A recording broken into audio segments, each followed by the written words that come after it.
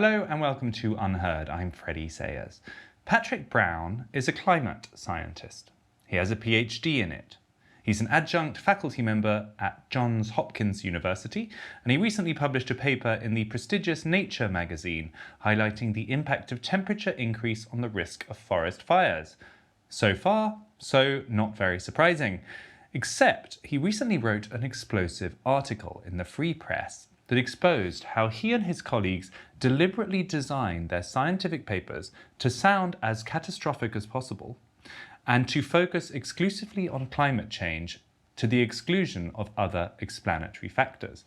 All this in order to make sure they get published in top journals like Nature, which, according to him, have a predetermined narrative that they want to emphasize. He's done the unusual thing of writing a devastating critique of his own paper.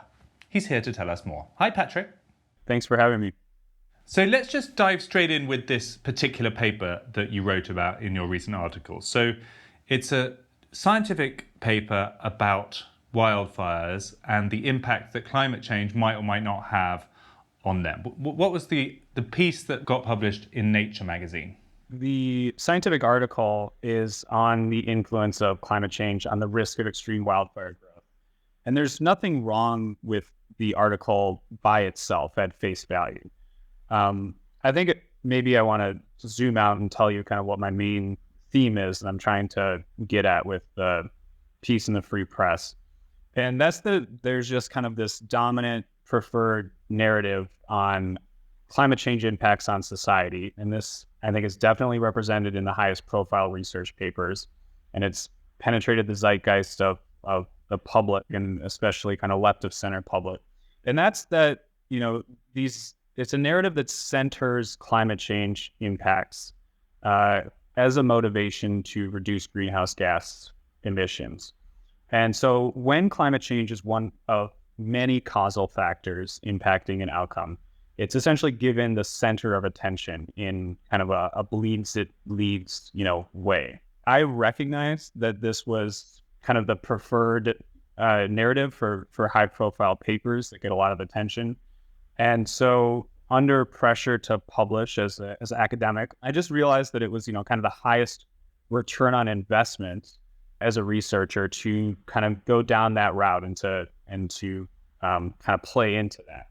So that means the paper itself, which is all laid out in the paper itself focuses very narrowly on the climate change impact of wildfires. But I just think that in retrospect, zooming out, that's not actually the most useful use of a researcher's time. So it doesn't place climate change in proper context in terms of changes in fuel loads in the past and potentially going forward. And so then it also doesn't address possible solutions.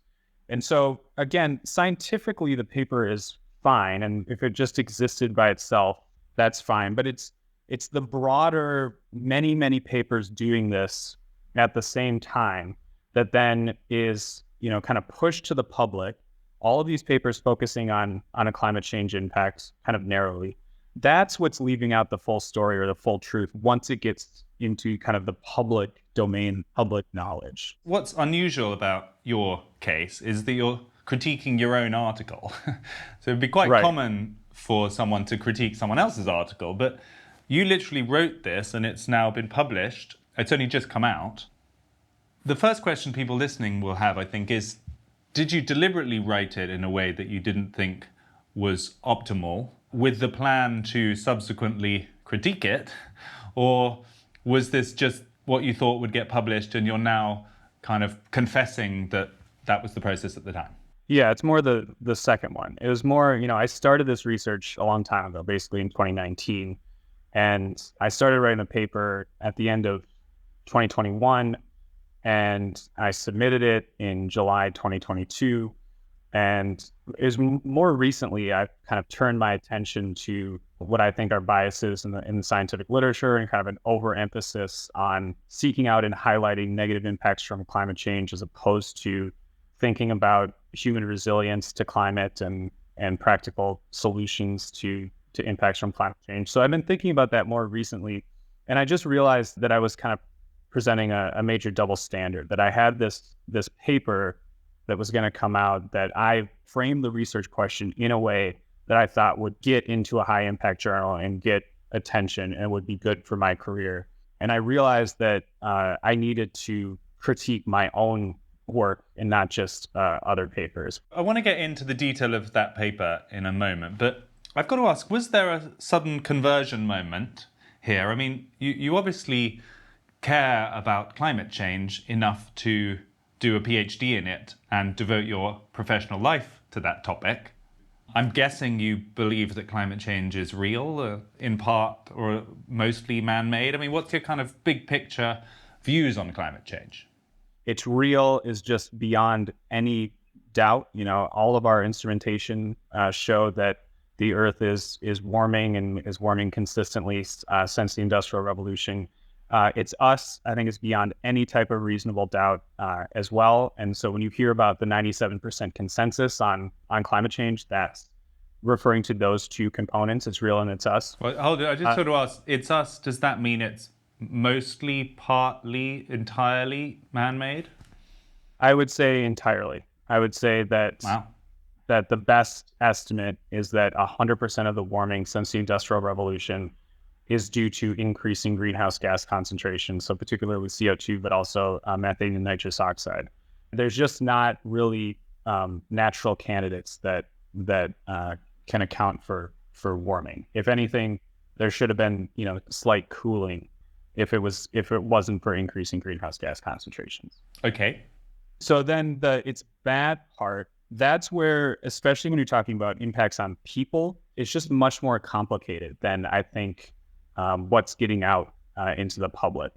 And so that's, I guess, the component where I'm kind of challenging the mainstream narrative a little bit. Not necessarily, whether it's bad, but just how bad is it when you're talking about other factors changing at the same time. So when you're talking about impacts on society, what is the magnitude of climate change and the magnitude of that impact on society relative to, for example, just, economic development. And we see historically that just economic development has completely overwhelmed climate change in terms of its impacts on climate sensitive aspects of our society. So ability to obtain clean water and food and, crop yields and death rates from famine and death rates from extreme weather and death rates from extreme temperatures. All those things are going in positive directions despite climate change. And, the main variation across space today in those things is totally determined by economics, by GDP of countries, much more than the actual climate hazard. So this reminds me a tiny bit of someone called Björn Lomborg, who we've had on this show, I'm sure you're familiar with, who sounds a little bit similar. That you may like or dislike that comparison, but he also seems to think that if you factor in the likely adaptations that we will do through technology in coming decades, as well as things like economic impacts, suddenly the idea that climate change is the single variable, the biggest issue, the only thing we need to worry about, falls away. Yeah, and I also think that, an over focus on highlighting negative impacts from climate change just represents an opportunity cost to focus on more practical solutions, kind of, on the ground, whether that be, more agricultural R&D or fostering irrigation or air conditioning, or when it comes to fires, prescribed burns and mechanical thinning to reduce fuel loads and reduce fire intensity, infrastructure, dikes, dams, building codes. So I think that the idea that, we're going to highlight this negative impact and the solution is reducing greenhouse gas emissions, those, you do need to reduce greenhouse gas emissions in the long term. And you need to get CO2 emissions down to zero to stabilize temperature. So that is true, and that needs to happen in the long term. But you don't see the benefit of that really till the end of the century. So like the difference between kind of a higher emission scenario and an emission scenario more in line with the Paris Agreement is is very little. It's almost nothing by 2050. So if you're looking at a problem that's kind of in the near term, you have to use another lever other than global scale emissions reduction climate policy to try to solve that problem. So I think we've now properly established your bona fides as not a kind of out there, what people might call climate denier.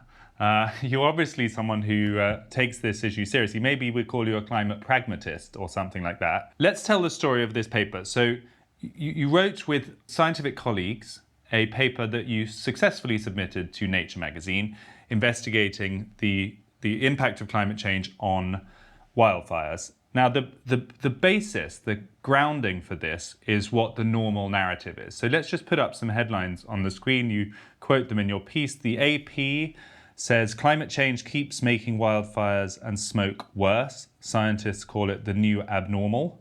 PBS NewsHour says, wildfires driven by climate change are on the rise. Spain must do more to prepare, experts say. New York Times, how climate change turned lush Hawaii into a tinderbox. And Bloomberg, Maui fires show climate change's ugly reach. So there's a real common thread there, which is climate change has led to wildfires. Climate change has led to wildfires. That message is being drummed home in those media outlets. Now tell us what your paper said. My paper just narrowly quantifies the influence of temperature change on extreme wildfire growth. And so the headline number that most news organizations went with is this 25% increase in the risk of extreme daily growth of wildfires in California since the Industrial Revolution. So it's taking that temperature delta, that temperature change since the Industrial Revolution, and trying to quantify how that influences the risk of more than 10,000 acres of growth in a single day. So that is one of my critiques of the paper, is that, that's a scientifically valid thing to do, to isolate the temperature signal and to quantify what that is. But it's practically not all that useful, because the fuel loads have completely changed since the Industrial Revolution in California. So we don't actually know, practically what the difference is between now and previously in terms of the risk of extreme wildfire growth. And so I just think that it's not, that in retrospect, it just wasn't a good use of my time. It was a good use of my time for my career to be doing that, because it, led to a high profile paper, and I kind of designed it to be like that. But it's not that useful of information for society, in my opinion. You selected a metric to zoom in on, which is the effect of temperature on the increased risk of a 10,000 acre plus wildfire. And that's so specific. And I guess you chose it because you knew it would have dramatic results. And you thought that would make it more likely to be accepted in the paper. Yeah, the research question was definitely framed in a way to make it sellable. And this is not some secret. So when you go to Nature and you submit your paper, you submit a cover letter with it, and it tells you right there on their website, this is a chance for you to sell your paper. And then, one of their main editorial reasons for rejection is a paper is not high impact enough, meaning that it's not, worthy of attention or general interest enough. So I don't really think what I'm saying is all that scandalous, frankly. I mean, it's kind of like everyone in the field knows that Science and Nature and these high impact journals want kind of, dramatic results. And so naturally people kind of frame their research questions in that direction. There's dramatic results, which I think people might understand, which is the sort of journalist infusion into a scientific journal. They also want to make headlines. But you go further than that. You say they have a preconceived narrative which they want reinforced. So had it been a dramatic result in the other direction, they would not have accepted it. What's your evidence for that assertion?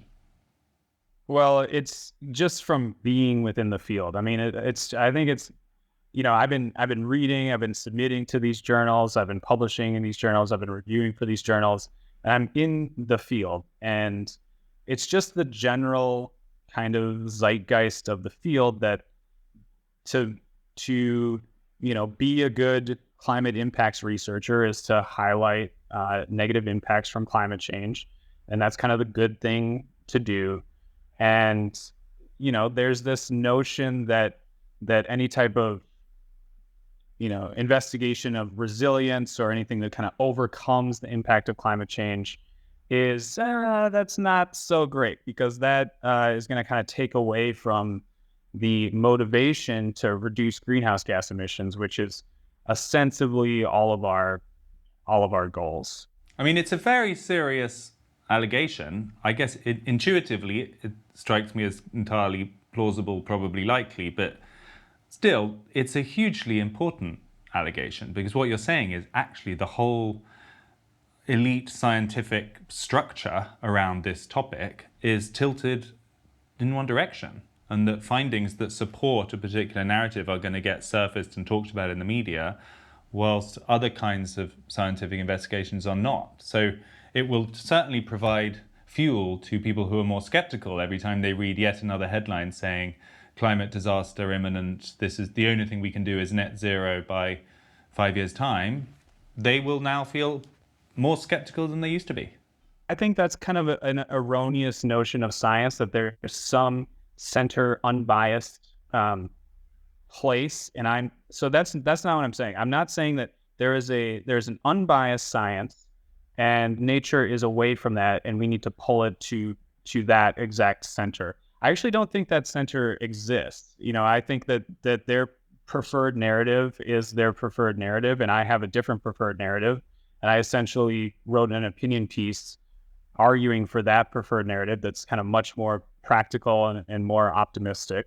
And I don't think that it's possible to not have a preferred narrative. This is people, and people have biases and preferences and ways that they look at the world. And the types of papers that I'm talking about are not they're not really like hypothesis test papers that is like the efficacy of a drug, where you can do a double-blind control trial type of thing. There's a ton of creativity in these papers, and there's just a lot of researcher degrees of freedom, a lot of ways to kind of frame your question, and a lot of freedom to what questions to ask and what answers to those questions you find appealing, and then what to put in the abstract, and then eventually like what gets in the university press release and all that stuff. And so of course that's influenced by culture, and there's kind of a social construction to a lot of this. And so I don't think sounds a little bit like journalism. Right, exactly. Your message, I suppose, is not be skeptical in one direction, we need to get back to some perfect neutral science. What you're saying is be skeptical in all directions, because everyone has some sort of narrative and you need to take that into account. Yeah, certainly. And I do think that journalists that cover climate should be thinking about that when they cover it. And when they interview researchers on their paper, they should be trying to act like journalists, as a filter between the researcher and the public, rather than as a PR or as a megaphone to the researcher. Because I think that we give too much kind of deference to scientists, saying, oh, you are kind of objective arbiter of truth and I cannot question you, and so I will tell the public what you have said. And we're people, we're not objective arbiters of truth. Well, I think a lot of people feel a lot more like what you've just said, especially since the last few years. The experience during the COVID pandemic certainly made people a lot more skeptical of the pronouncements from on high from the scientific establishment. Let me throw the counter at you, though. The editor-in-chief of Nature, since you published your article, has come back and said that what you're saying is nonsense, that all you're doing is confessing that your paper is substandard and therefore should never have been submitted, that there are other articles she can point to that show precisely the narrative you say is not properly highlighted, and generally that she denies it. What do you say to her? Well, so if people want to, look at these high-profile papers, so Altmetric catalogs these. So that's, the papers that could get the most attention on climate change, or on any topic. But Carbon Brief each year has the top 10 papers in terms of altmetric that are related to climate change. And you can go through those and see exactly, what I'm talking about. So the vast majority of those papers come from these high impact journals, and they follow this formula that I lay out. That's, you highlight a negative impact from climate change, and then the title of the paper is kind of a headline title. It's not, the quantification of a bunch of things. It's climate change causes some bad thing. And that is just, it's very common. And so, yeah, there are exceptions to that, but I'll admit I'm wrong if you show me that there's just as many papers on climate and society that place climate change impacts in proper context and are kind of, muddled about the story, and, don't have this kind of headline and this abstract I'm talking about, versus the ones that I'm talking about that isolate and highlight and kind of sell a climate impact. Do you think the problem could be a kind of structural one, which is that if you're in the business of climate change study, you are more likely to be a true believer from the outset, and somewhat of a campaigner even. You're probably going to have signed up to all of the priors before you even complete your PhD. Similarly, if you're a climate change correspondent at a newspaper or a media outlet, you're probably a true believer as well. So in fact, it's a whole world that is pretty much devoid of skeptics. Yeah, I think that is a major issue. There's all these selection effects essentially, but yeah, people that research climate change impacts self-selected into that, and people that are on climate desks self-selected into that, and obviously that's gonna color kind of the whole research line from the beginning to the communication to the public. And so you need synthesis, you need kind of some breaks, some structure on that. I'm not sure that the best way to go is to have this kind of direct to the public communication from these high impact journals to the climate desk to the public, because I do think that it's skewing kind of what the underlying raw data shows. This has become very big politics, particularly recently. Here in the UK, there's a growing debate around the net zero targets. People are beginning to feel the economic consequences of them. The net zero movement is also happening in concert with a whole load of others.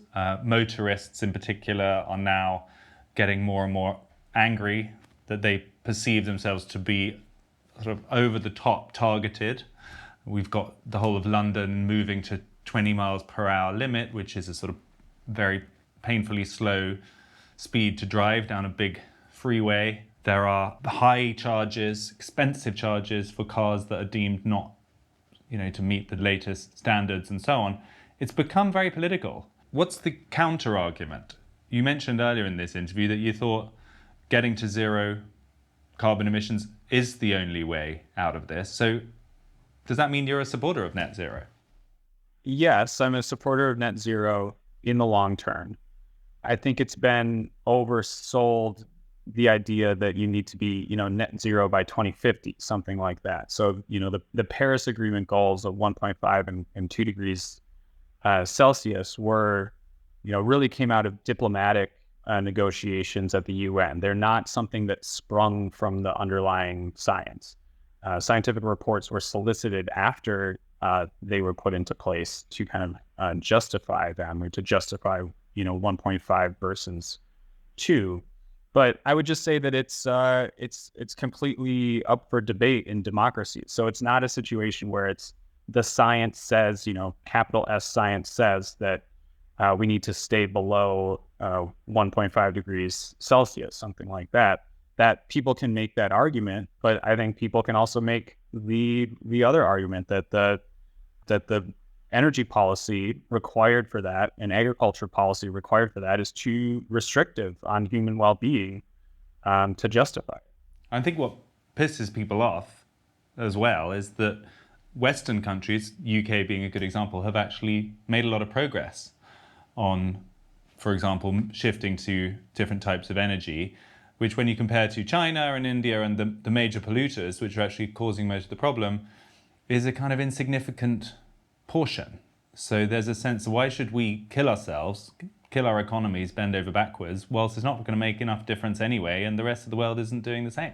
Yeah, I mean, it's a huge geopolitical problem. It's the ultimate kind of collective action problem. And so it's going to be a fascinating century to see how it shakes out. I mean, it obviously makes things a lot easier the more that you can reduce the cost. It's often called the green premium, the difference between fossil fuels and alternatives. And so I think that will be, partially wind and solar and batteries, but hopefully there's continued progress on nuclear and small modular reactors and enhanced geothermal, and we end up with energy systems that don't emit CO2, and it didn't require huge reductions in energy consumption, which dominate climate in terms of our resilience which dominate climate change in terms of our resilience to climate. So if we want to maximize our resilience to the climate, we need to have high energy societies. I mean, that's what we see historically and across space today. Let's leave on a positive note here. What are the things we should be focusing on, should be investing in, which aren't just reducing emissions through government decree, that could actually make a big difference in minimizing the impact of climate change in the shorter term by 2050 or 2060? What are the things we're missing?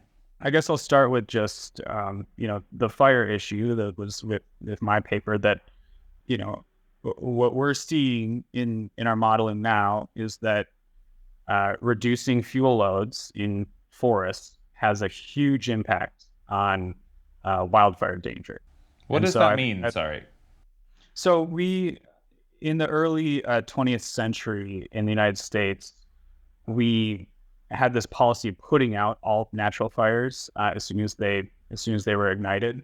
And so then what that means is that instead of a forest that naturally burns every 10 years or so and clears out all of the vegetation that's underneath the mature trees, you have a situation now where a century's worth of vegetation has built up.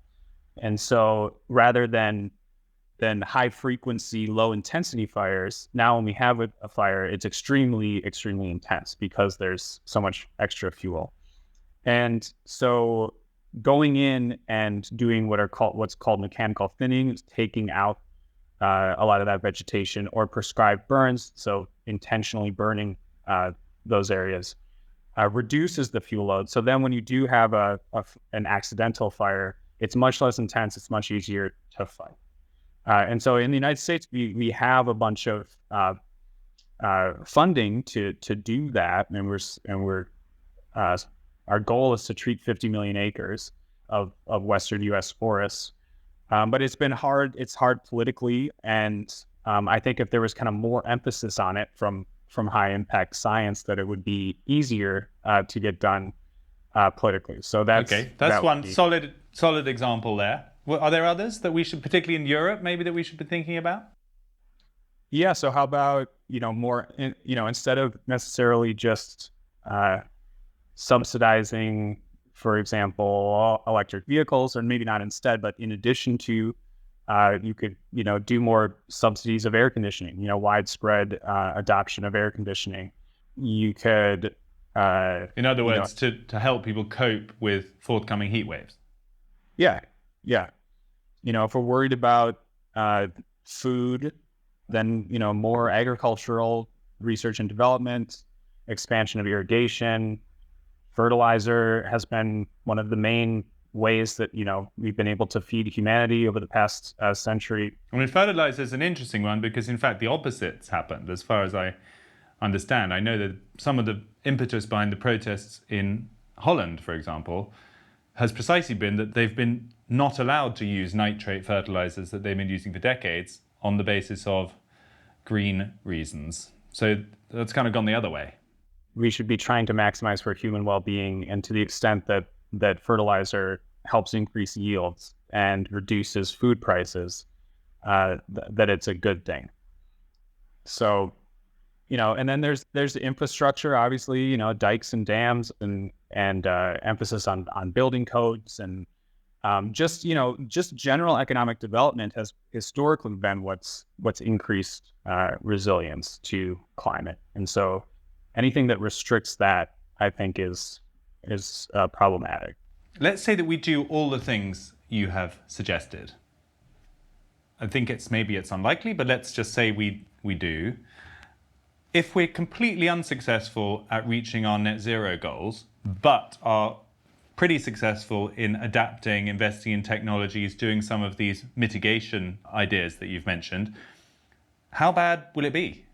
Let's say come 2100, will we be in the disaster zone that is talked about, or do you think humanity will still be fine? From looking at the data and looking at just zooming out and looking at the past 50 years, we've seen 1 degree Celsius of warming, and every single aspect of society that's sensitive to climate has been getting better despite that 1 degree Celsius of warming. Such as, just to explain that? So just, like crop yields, death rates from malnutrition, the share of the population with access to safe drinking water. Even, you look at, there's been sea level rise, but if you look at livable land area in coastal cities, that's increased because of land reclamation projects. You look at like climate related diseases like malaria and diarrheal disease, those have gone down. Just look at, the fraction of people in extreme poverty, deaths from extreme temperatures, deaths from extreme heat. All those things have gone in positive and good directions, despite climate change, despite the 1 degree Celsius of warming over the past 50 years. And so over the next 50 years, under kind of RCP 4.5, under a higher emission scenario relative to what commitments are and relative to what the International Energy Agency says, under that scenario, we would expect another about 1 to 1.25 degrees Celsius over the next 50 years. And I don't see any reason why we would expect these trends to reverse. And like I said, you do need to get emissions down to zero in the long term to stabilize temperature. But I think that, an alternative framing could be, that in the long term, in this century, we will eventually reach, net zero emissions and stabilize temperature at around, say, 2.5 to 3 degrees Celsius of warming. And we should just be honest about not make it so easy on ourselves that we're choosing between extinction of the human race or drastic action. It's much more on the spectrum of what are you willing to sacrifice versus it's a risk reward, cost benefit analysis. Patrick Brown, thank you so much for your time today. Yeah, thank you for having me. Thanks to Patrick Brown, an unusual profile, a climate scientist, a truly believing climate scientist who distrusts the scientific press and thinks that adaptation, technology, and the economy will likely mitigate the worst effects of climate change over the next century, whether we hit our targets or not. We did invite the editor-in-chief of Nature magazine, I should say. Unfortunately, she didn't want to appear. Something tells me that Patrick is not going to be exceedingly popular among his climate change peer group, so thanks to him for speaking out. Thanks also to you for joining. This was UnHerd.